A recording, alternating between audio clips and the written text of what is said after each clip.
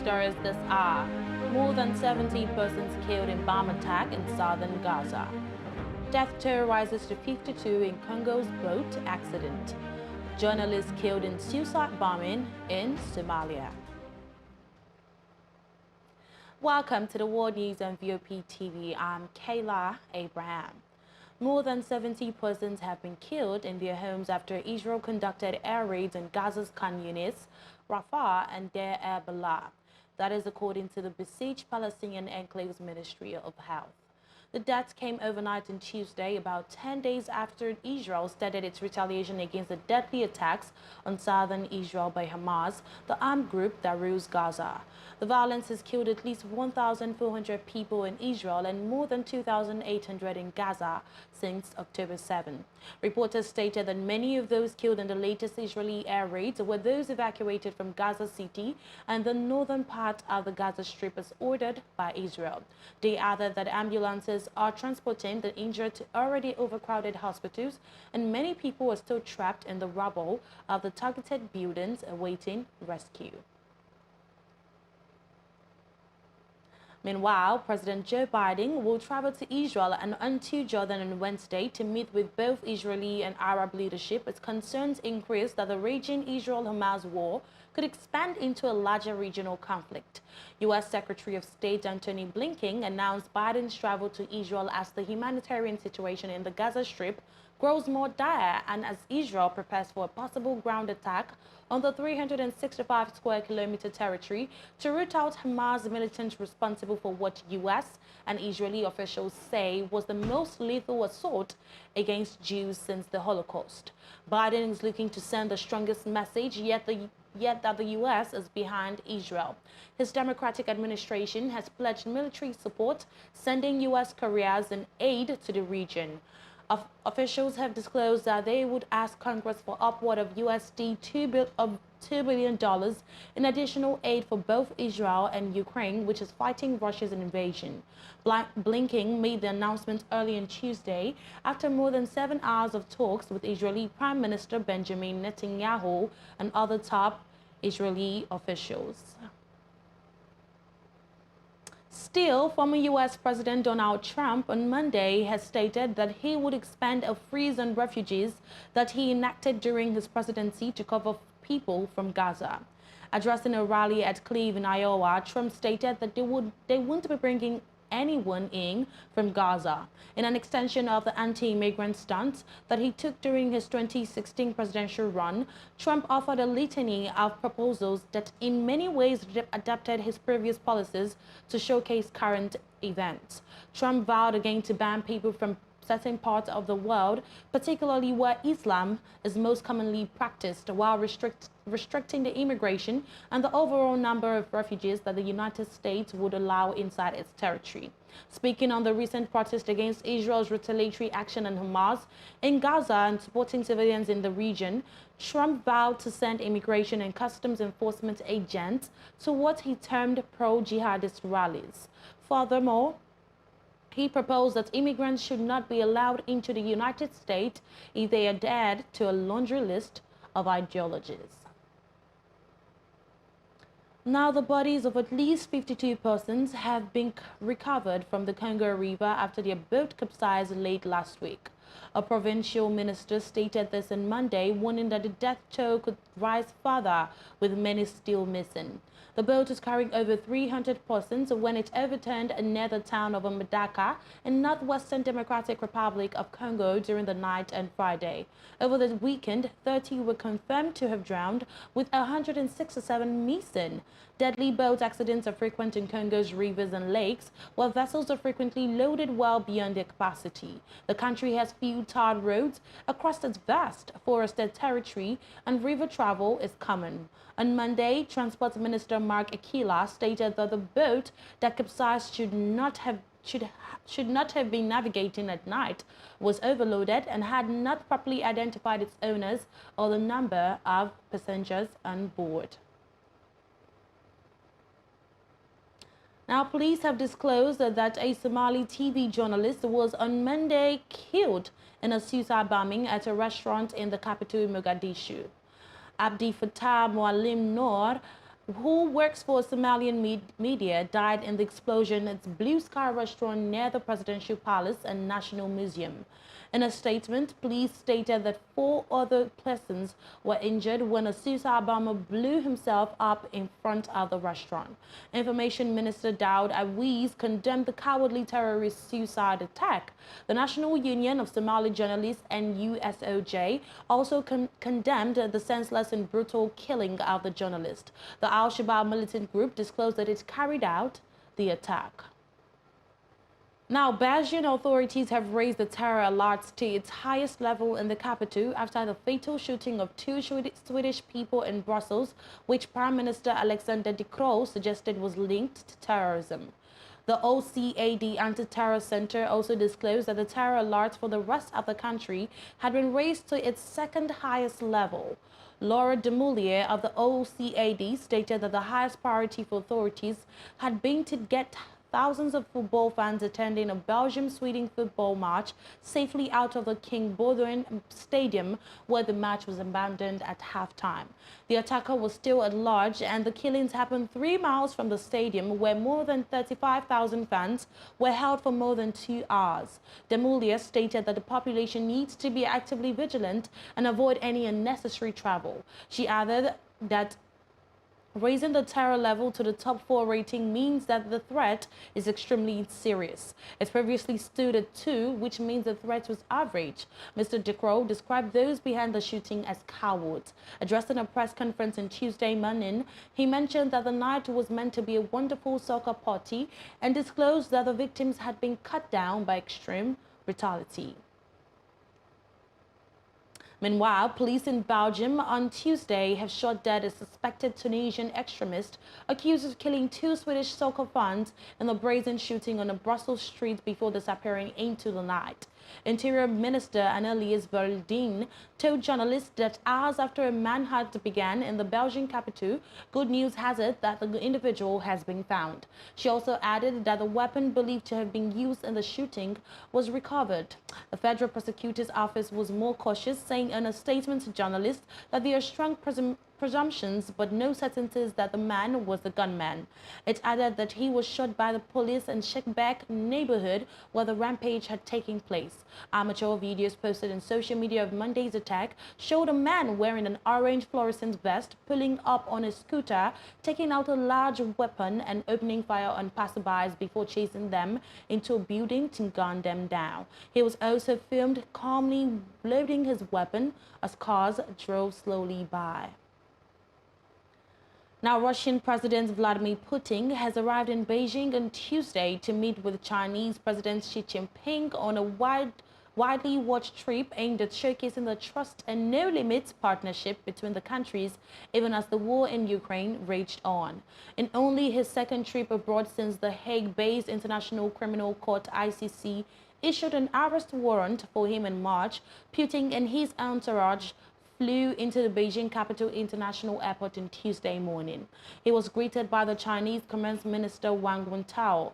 It's also the Kremlin's chief's first official trip outside the former Soviet Union this year after visiting Kyrgyzstan, a former Soviet republic, earlier this month. The ICC, which accused Putin of illegally deporting children from Ukraine, obliges the courts of 123 member states to arrest Putin and transfer him to The Hague for trial if he set foot on their territory. Neither Kyrgyzstan nor China are members of the ICC, established to prosecute war crimes. Xi last saw his dear friend in Moscow just days after the warrant was issued. At the time, Xi invited Putin to attend the Third Belt and Road Forum in Beijing, an international cooperation forum championed by the Chinese leader. Putin is to attend the forum's official opening reception hosted by Xi and talk with the leaders of Vietnam, Thailand, Mongolia, and Laos on Tuesday.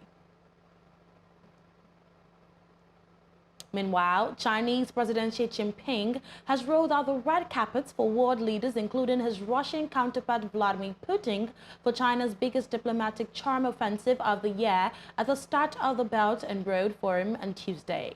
The two-day summit, which kicked off on Tuesday, marks the 10th anniversary of the Belt and Road Initiative, a global infrastructure and investment scheme that Beijing has touted as an alternative development model for developing countries. China is looking to expand its influence in the so-called Global South, and the summit comes as international divisions exposed by the ongoing war in Ukraine and the recent violence in Israel and the Gaza Strip, which has increased fears of a humanitarian disaster. Earlier on Tuesday, U.S. Secretary of State Antony Blinken announced that President Joe Biden will visit Israel and Jordan to speak to Middle Eastern leaders. Xi tried to portray China as a reliable and trusted partner to the developing world in his meetings on Tuesday. Now, Defense Minister of China has stated that Chinese fighter jets has carried out dangerous and reckless interception of a Canadian military plane over international waters. Bill Blair disclosed that Chinese fighter jets came within 5 meters of the Canadian surveillance plane in international waters off the coast of China, putting it at significant risk. The incident happened on Monday when the Canadian jet was on a UN mission for the surveillance of enforcement of sanctions against North Korea. China on Tuesday blamed the Canadian military plane for seriously violating China's sovereignty and national security by entering its airspace. A spokesperson for the Chinese Foreign Ministry stated that it lodged a protest with Canada after its Lockheed CP-140 Aurora jet traveled thousands of miles to China's doorstep to provoke trouble. At least 2 different Chinese jets intercepted the Canadian plane for several hours during a more than 8-hour-long mission. Now, 4 men have been detained in a central Georgia jail, including one being held on a murder charge escaped through a damaged window and a cut fence early on Monday morning. Bibb County Sheriff David Davis identified the 4 as Joey Fournier, Mark Kerry Anderson, Jennifer Darnand Banwell, and Chavis DeMario Stokes. He stated during a news conference on Monday that jail staff noticed a break in the perimeter fence around 6 a.m. After watching video footage, they discovered the 4 men were able to escape via a window in a second-floor day room and then through the fence around 3:30 a.m. Video footage also showed a blue Dodge Challenger that had been just outside the jail earlier in the night and appeared to show someone tampering with the fence. That person then brought some items into the enclosed area, and the sheriff stated that investigators believe the items were used to help the men escape. He did not say what the items were. Davis stated that it's not clear whether the 4 men left the jail in that car or in another vehicle, or whether they left on foot, but authorities would like to speak to the driver of the Challenger. Local, state and federal authorities are searching for the 4 men in what the sheriff called an all-hands-on-deck situation. Now, Saudi Arabian Flynas Airlines has started operating flights between Uzbekistan's Namangan and Saudi Arabia's Jeddah. The inaugural flight took place via an A320neo aircraft on October 16. As per Uzbekistan's Ministry of Transport, flights on the Jeddah-Namangan-Jeddah route will be available 3 times a week, specifically on Mondays, Wednesdays, and Fridays. Meanwhile, Flynas Airlines received permission from the Uzbek Aviation Agency to operate regular flights on the Jeddah-Tashkent route in September 2022. Flynas, formerly Nas Air, was founded in 2007 and is considered one of the largest budget airlines in the world. The airline possesses a total of 58 aircraft consisting of 41 A320neo, 13 A320ceo, and 4 wide-body A330 planes. Now, Guinean security forces have arrested a dozen journalists who were demonstrating against alleged media censorship in the country.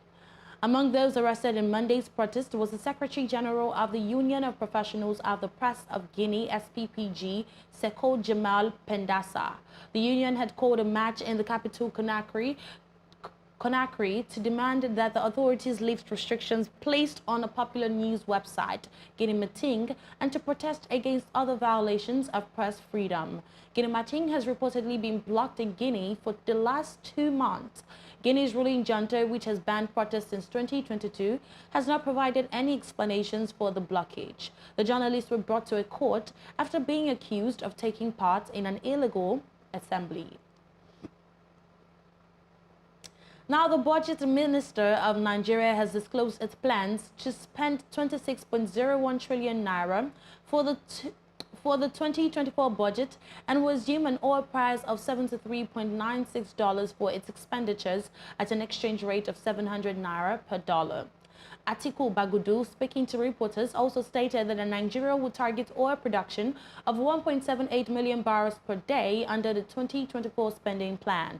He added that the government will set aside 8.25 trillion naira for debt service and 7.78 trillion naira to cover salaries and pension for civil servants.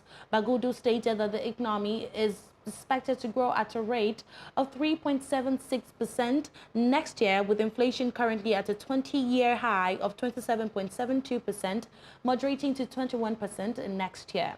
Inflation in Nigeria has risen to double digits since 2016, eroding incomes and savings, prompting the central bank to raise interest rates to its highest level in almost 2 decades. President Bola Tinubu has been under pressure to ease economic hardship in Nigeria, which worsened after he scrapped a decades-old petrol subsidy that caused pump prices to triple and allowed the naira to depreciate by more than 50%, sending prices surging in Africa's top oil producer and most populous nation. Now, authorities in Eritrea disclosed that they would not be drawn into conversations about Ethiopia's access to the Red Sea following controversial comments from Addis Ababa. While addressing lawmakers, Ethiopia's Prime Minister Abiy Ahmed stated that the access to the Red Sea is a matter of existence for his country. Ethiopia became Africa's largest landlocked country following Eritrea's secession from it in 1993. It has since depended on its tiny neighbor Djibouti for over 85% of its imports and exports. Ethiopia previously announced a plan to rebuild its navy a few years ago. Abiy listed ports in Eritrea, Djibouti, and Somaliland as facilities that could be obtained peacefully. Eritrea was the Addis Ababa government's ally during a recent brutal war in the Ethiopian state of Tigray. Prime Minister Abiy also worked with Eritrean leader Isaias Afewerki in 2018 to end a bitter 2-decade war between the two nations. Now, the European Union and the United States have voiced concern over the disproportionate use to disperse opposition protests in Madagascar amid tensions ahead of presidential elections. Last week, the country's top court ordered the votes to be postponed by a week to 16 November after a presidential candidate was injured during one of the many rallies organized in the Indian Ocean island over the past fortnight. In a joint statement, representatives of the EU, US, and 7 other countries and the international organizations, including France, Germany, and Japan, stated that they were worried about the tense political climate in Madagascar. 11 out of 13 opposition candidates have been protesting against what they call an institutional coup to keep President Andry Rajoelina in power. Now, Kenyan marathon runner Titus Akiru has received a 10-year ban for doping and tampering. One of his positive tests was taken at the Milan Marathon in 2021, which he won in a time of 2 hours, 2 minutes and 57 seconds. That time would currently rank him the 7th fastest marathon athlete of all time. Akiru also tested positive after winning the Abu Dhabi Marathon on 26 November. An investigation found the 31-year-old obstructed the Athletics Integrity Unit's probe into 2 adverse analytical findings by using false information and documentation. His ban begins from the date of his provisional suspension on 28 June 2022 and finishes on 27 June 2032. Akiru won at least 10 marathons or half marathons between 2017 and 2021. His results on and since 16 May 2021 have been erased, and he has been ordered to forfeit all race prizes and money. Finally, Tanzania's Serengeti National Park has been named the best in Africa for the 5th time in a row. It beat 6 other parks in the continent in this year's World Travel Awards WTA, a global body that aims to reward excellence in travel and tourism. The Serengeti, which is popular for its wild-beast migration, has won the award every year since 2019. The Tanzania National Parks Authority, TANAPA, celebrated the Serengeti's stunning 5-time victory. Other African contenders, including Botswana's Central Kalahari Game Reserve, Namibia's Etosha National Park, Uganda's Kidepo Valley National Park, South Africa's Kruger National Park, and Kenya's Masai Mara National Park.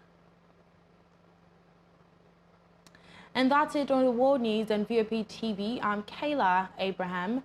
A VOP Business Show is coming up next.